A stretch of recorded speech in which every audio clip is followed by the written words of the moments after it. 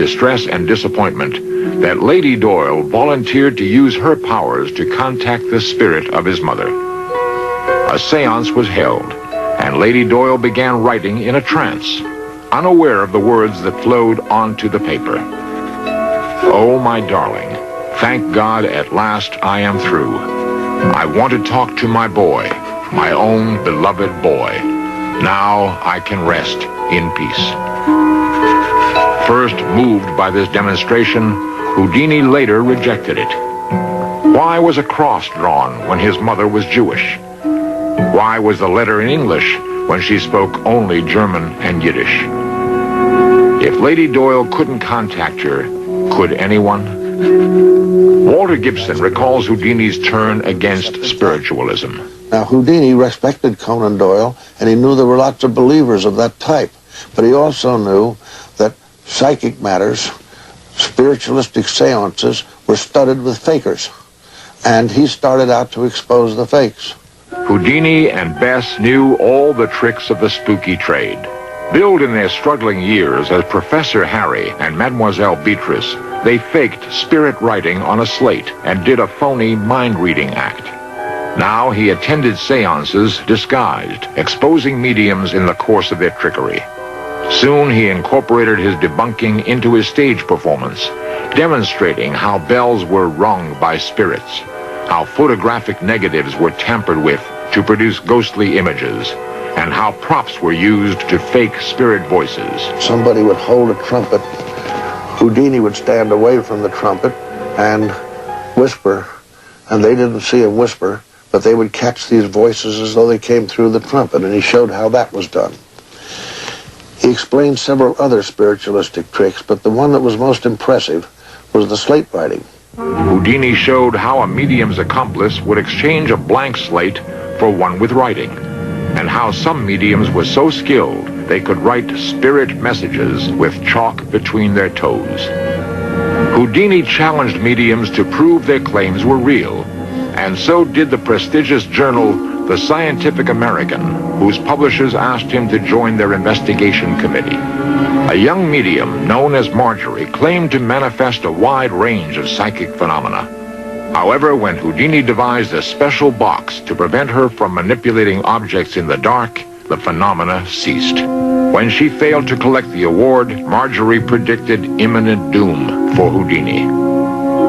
As he began his September tour in 1926, Houdini himself had the premonition he would never see his home again.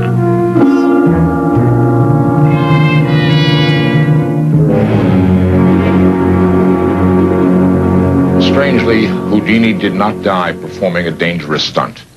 While waiting backstage before a show, he was punched in the stomach by a young man who had heard of Houdini's legendary iron midriff. Unfortunately, Houdini was caught off guard and had not prepared himself for the blow. He suffered for a week from a ruptured appendix and peritonitis. He died on Halloween. Houdini was buried in a coffin he had purchased for his act, a stack of his mother's letters under his head. Ironically, even though Houdini was proud of all the spiritualist fakery he exposed, he never lost his hope that there was life after death. While he lay dying, he made a pact with Bess that if it were possible to communicate from the other side, he would do so. They agreed upon a code that would prove the message was really from him. The words that would reunite them were inspired by the song that had brought them together. Rosabelle, believe.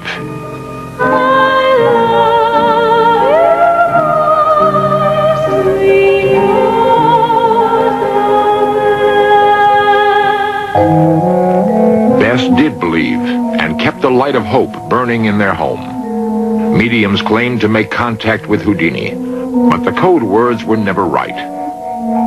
Finally, the agreed-upon message was produced by psychic Arthur Ford. Bess confirmed it at first, but later discovered there were ways he could have learned the code, ways that were not supernatural.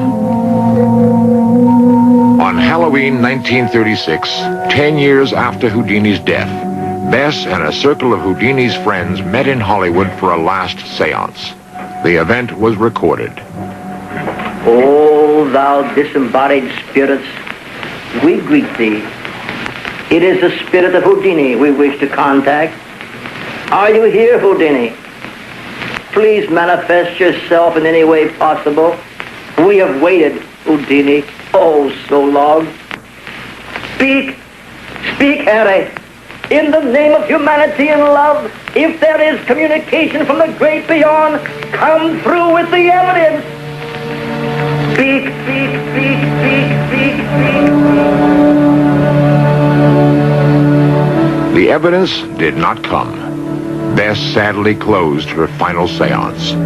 My last hope is gone. I do not believe that Houdini can come back to me or to anyone.